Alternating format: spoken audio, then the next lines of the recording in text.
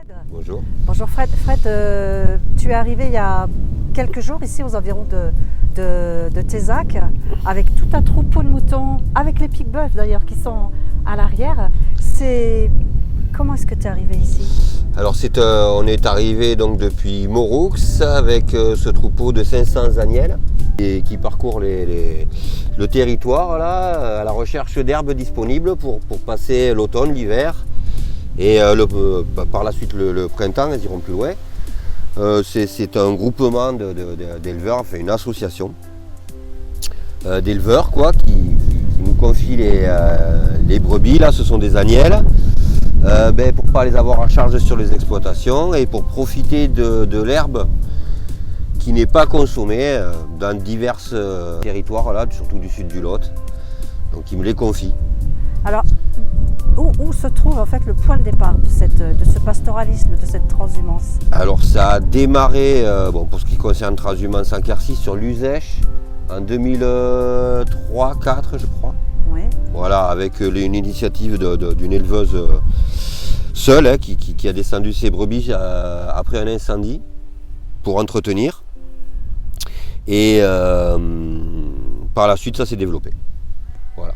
Et maintenant, on est à plus d'une vingtaine d'éleveurs. D'accord, donc en fait, c'est un groupement d'éleveurs. Alors, c'est pas vraiment un groupement pastoral, c'est une association, mais oui, c'est la même chose.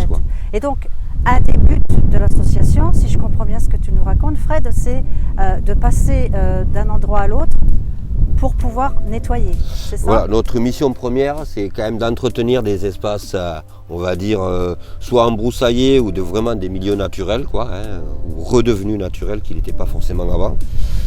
Et donc ça, c'est notre mission première, avec des troupeaux, faire du pastoralisme vraiment. Comment est-ce qu'on devient berger? Moi, si je veux devenir berger, je ne sais pas trop, il y a plein de profils différents et d'histoires différentes. Moi, personnellement, c'est un peu un hasard. C'est vrai? Ouais, c'est un peu un hasard. J'avais fait une formation en agriculture bio. Bon, après, moi, j'ai grandi dans une ferme, mais voilà, il s'est trouvé que j'étais au bon endroit au bon moment dans le Vercors en 2003. 20 ans. 10 ans ici. Ça fera 20 ans l'année prochaine. Donc, il y a une sacrée expérience là. Oui, 20 ans. Quels sont les meilleurs moments? Ouais, il y en a les meilleurs moments, c'est quand tout se passe bien. En général, c'est la fin de journée, là, quand on voit les brebis qui sont pleines, on dit, dans le jargon. Ouais.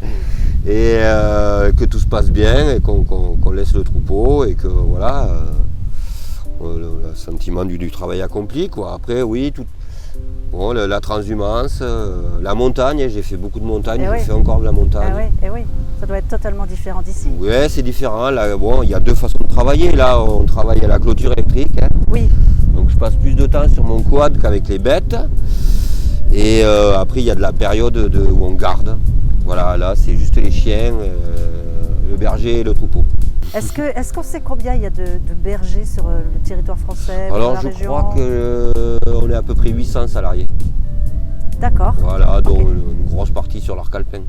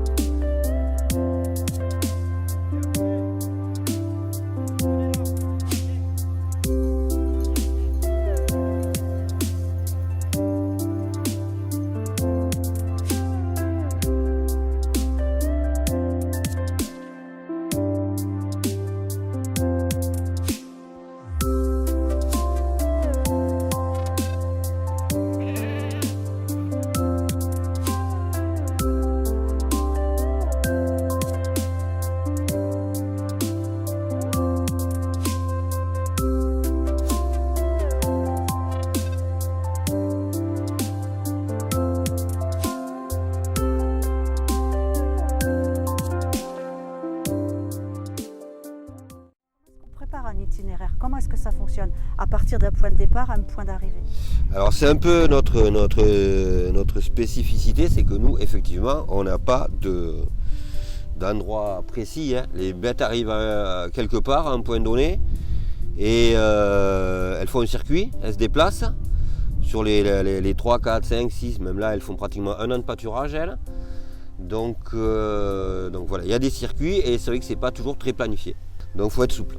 Voilà, faut être souple, faut savoir que ça peut changer. Il y a quand même un impératif de point d'eau, par exemple. Ah, il faut de l'eau. Plus s'alimenter. Il faut de l'eau. Et puis un minimum de surface. Voilà, moi, là, il y a 500 bêtes, il me faut, on va dire, sur une zone donnée, si je me rends quelque part, il faut qu'il y ait 1, 2, 3 parcs. Il me faut une petite dizaine d'hectares pour que j'aille sur une zone, pour que ce soit valable. Il faut que ce soit valable. Et pour te contacter, comment on fait? C'est le nom de l'association qui est important à savoir. Oui, Transhumance sans Quercy. Transhumance sans Quercy. Ouais. Voilà, déjà, Ouais, c'est ça. ça c'est bien. Ouais. Déjà ça c'est bien, et si jamais il y a des propriétaires qui veulent voilà. débroussailler ou autre, comme on disait tout à l'heure. L'association, elle est en partenariat avec le département du Lot, le département du Lot-et-Garonne. Est-ce que tu as des réponses Le département du Lot, oui, ouais. parce que, voilà, qui nous aide beaucoup, parce que bon, c'est une petite asso privée, donc il y a des... Voilà, le département nous aide beaucoup, puis en partenariat avec les associations foncières pastorales, qui elles gèrent le foncier. Donc là, on n'est pas dans une association foncière pastorale, mais la plupart du temps, on est quand même sur des zones avec des contrats. Qui sont prédestinés en fait. Voilà, il y a des contrats faits entre les propriétaires et cette association, avec des clauses pour mettre en place un pâturage en règle. En fait, ton métier, c'est mener des moutons, c'est gérer des moutons, donc assurer leur sécurité, c'est mener le chien, c'est faire les clôtures, ouais. C'est avoir contact avec les propriétaires. Ouais. C'est vraiment multifacette, parce que je suis sûre que j'en oublie là. Oui, enfin c'est le gros du. Oui, c'est ça. Avoir des contacts avec différents acteurs, les propriétaires. Là, dans le cas du Seine, c'est plus un organisme, donc des naturalistes.